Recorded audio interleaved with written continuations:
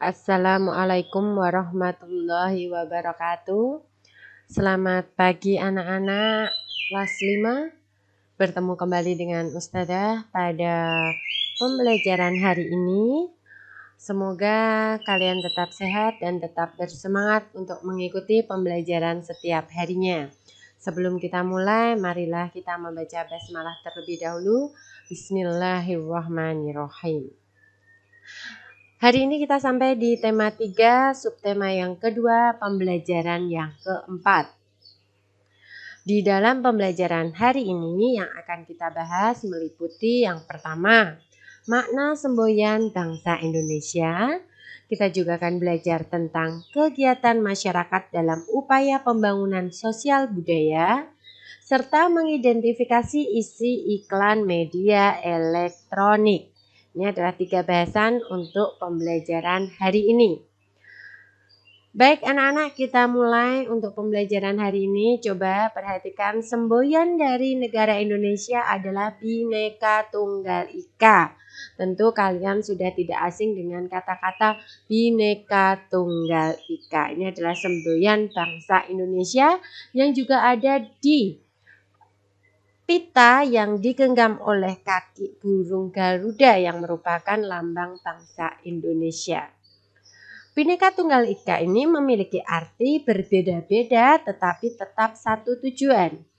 Bahwasanya sekalipun di Indonesia itu terdapat begitu banyak suku, agama, ras, adat istiadat, bahasa dan lain sebagainya, semua bersatu sebagai saudara sebangsa dan setanah air. Perbedaan dan keanekaragaman yang ada justru akan menjadi sebuah kekuatan yang pada akhirnya memperkaya sifat budaya bangsa Indonesia dan lebih memperkuat persatuan dan kesatuan bangsa. Ini yang disebut makna dari semboyan kita, Bhinneka Tunggal Ika. Coba anak-anak, di sini ada 2 gambar, diamati. Gambar yang pertama ini adalah ada beberapa anak yang bermain gamelan. Jadi satu kesatuan yang disebut biasa kita kenal dengan karawitan. Kemudian di sebelah kanannya ini ada beberapa anak yang menarikan sebuah tarian daerah. Nah, kedua gambar di bawah ini bercerita tentang upaya manusia dalam sebuah pembangunan sosial budaya. Artinya, masyarakat Indonesia melestarikan kebudayaan sosial budaya masyarakat Indonesia di masing-masing daerah. Masih banyak lagi contoh-contoh pembangunan sosial budaya yang terdapat di sekitar kita. Nah, ini contoh-contohnya atau aspek-aspek proses pembangunan sosial budaya. Perhatikan, ini juga salah satu aspek sosial budaya di suatu suku di Indonesia. Perhatikan, ada 3 gambar di sini. Ini budaya-budaya dari masyarakat di daerah tertentu di seluruh wilayah Indonesia. Nah, aspek-aspek proses pembangunan sosial budaya itu meliputi bahasa sebagai identitas bangsa. Di Indonesia banyak sekali suku bangsa, begitu pula bahasa-bahasa daerahnya. Namun ada satu bahasa pemersatu mereka, yaitu bahasa Indonesia. Kemudian ada adat istiadat dan tradisi yang berbeda-beda di setiap sukunya. Juga ada komunikasi secara sosial. Yang terakhir adanya aspek nilai dan norma sosial budaya masyarakat tertentu. Nah, tugas kalian adalah temukan contoh-contoh upaya manusia dalam pembangunan sosial di lingkungan sekitar tempat tinggal kalian. Ustazah ulangi, di lingkungan sekitar tempat tinggal kalian. Amatilah upaya manusia dalam pembangunan sosial. Misalkan ada yang mendirikan sanggar tari, mungkin ada yang mengundang untuk menampilkan sebuah pagelaran kesenian, misalkan ketoprak atau wayang. Nah, silakan diamati di lingkungan sekitar kalian. Setelah itu, buatlah dalam bentuk laporan pengamatan sederhana. Judulnya laporan tentang pengamatan kesenian apa misalkan. Kemudian tujuannya untuk apa? Dari kalian membuat itu tujuannya untuk apa? Kemudian tempat pengamatannya di mana, tanggalnya kapan, hasil pengamatannya apa, serta kesimpulan apa yang kalian dapatkan. Silakan dikerjakan di buku tugas kalian masing-masing. Nah, anak-anak coba perhatikan di sini ada sebuah gambar di layar kalian masing-masing. Coba perhatikan ini kira-kira tentang apa ya? Ya, ini adalah iklan. Pesona Pangan Nusantara ke-10 Jogja Expo Center 27 November sampai 1 Desember 2015 dilengkapi dengan berbagai macam makanan daerah khas masing-masing. Ini adalah iklan bahwasannya ada pameran Pesona Pangan Nusantara yang ke-10. Di sini juga disebutkan tempat dan waktunya. Nah, anak-anak, setelah kalian melihat iklan yang ada di layar, iklan tersebut memang harus dibuat semenarik mungkin agar dapat menarik perhatian mereka yang melihat. Diharapkan jika orang-orang melihat iklan seperti ini, maka orang-orang yang melihat tersebut dapat datang mengikuti acara Pesona Pangan Nusantara ke-10 di Jogja Expo Center. Itu ya harapan dari iklan yang disajikan. Nah, anak-anak, untuk mengetahui isi iklan media elektronik ada beberapa langkah yang harus kalian lakukan. Jika itu adalah media radio, maka kalian harus mendengarkan iklan dengan seksama karena radio adalah iklan media elektronik yang hanya menampilkan audio saja. Jika itu adalah televisi, maka yang harus kalian lakukan adalah melihat tayangan, mendengarkan, dan membaca teks dengan seksama karena televisi merupakan iklan audio visual. Begitu pula dengan iklan internet, itu juga sama. Nah, anak-anak, guna mempermudah mengingat isi iklan, maka kita perlu menemukan kata kunci pada iklan tersebut. Ini sudah kita bahas di subtema yang pertama untuk mengidentifikasi kata kunci pada sebuah iklan. Literasi dan percobaan. Perhatikan percakapan kedua anak di layar.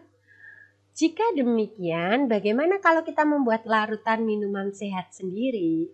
Anak-anak, sebelumnya Ustazah sudah mengatakan bahwa jika ingin terhindar dari gangguan organ pencernaan kita, maka kita harus makan dan minum yang bergizi, terutama minum banyak air putih ya Ustazah maksud. Nah, yang namanya minuman sehat itu tidak hanya air putih, ternyata ada minuman sehat lain. Nah, kira-kira apa itu?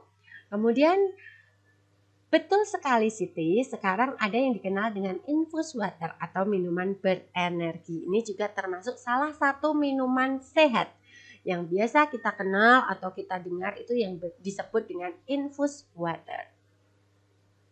Perhatikan. Nah, inilah gambar dari infus water. Di situ di dalam sebuah botol ada air putih, kemudian ada buah-buahan dan sayur di dalamnya. Ini yang disebut dengan infus water. Air infus ini adalah air bening yang telah diberi tambahan potongan buah atau herbal sehingga memberikan sensasi rasa air tertentu. Air infus bermanfaat bagi kesehatan. Secara teknis, air infus dibuat dengan memasukkan irisan buah-buahan ke dalam air putih. Kemudian didiamkan beberapa jam sampai air buahnya keluar dan air dapat berubah rasanya. Namun anak-anak yang perlu kalian perhatikan, jangan hanya ikut-ikutan mengkonsumsinya. Kenali dahulu manfaat dari bahan-bahan yang dimasukkan ke dalam air dalam botol tersebut. Jika itu lemon, maka kenali manfaat lemon, apakah itu memang diperlukan untuk tubuh kita atau tidak. Dengan mengenali manfaat dari bahan-bahan yang digunakan, maka kita dapat memperoleh lebih banyak manfaat yang sesuai dengan kebutuhan tubuh kita. Jadi banyak sekali macam dari infus water, tidak hanya lemon, seledri, dan lain sebagainya. Banyak sekali buah dan sayur yang bisa kita gunakan untuk menggunakan infus water. Ini tergantung dengan kebutuhan tubuh kita tentang asupan gizi tertentu dari sebuah buah atau sayur. Nah, ini kita berbicara tentang minuman kesehatan. Anak-anak, kali ini kalian harus melakukan percobaan untuk membuat minuman kesehatan.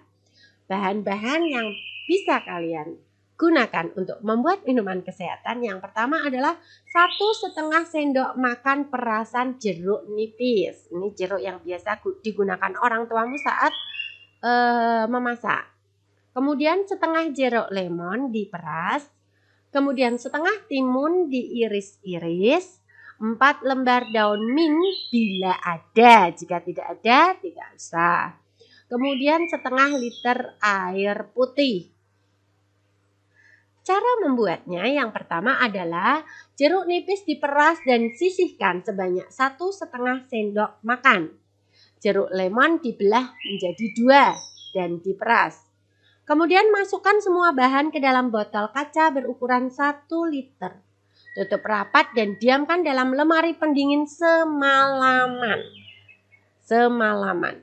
Minuman berenergi siap dikonsumsi keesokan harinya. Jadi kalau mau membuat, dibuatnya pada waktu malam hari. Misalkan setelah kalian sholat isya, silakan dibuat itu kemudian masukkan ke lemari pendingin. Besok paginya siap kalian konsumsi. Praktekkan dan buat ulasannya. Jadi setelah kalian praktekkan, buat ulasannya pada kolom berikut. Ini silakan kamu tulis kolomnya di buku tulis kalian. Yaitu ulasan sederhana tentang percobaanmu membuat infus water. Infus water ini silakan ulasannya apa, bahannya apa, bagaimana itu menurut kalian. Tidak harus sama dengan apa yang Ustazah sampaikan tadi di sebelumnya, yaitu dengan menggunakan lemon dan daun mint. Kalian bisa menggunakan apa saja, buah apa saja yang menurut kalian dibutuhkan oleh tubuh kalian masing-masing. Jadi banyak sekali jenis dari infus water.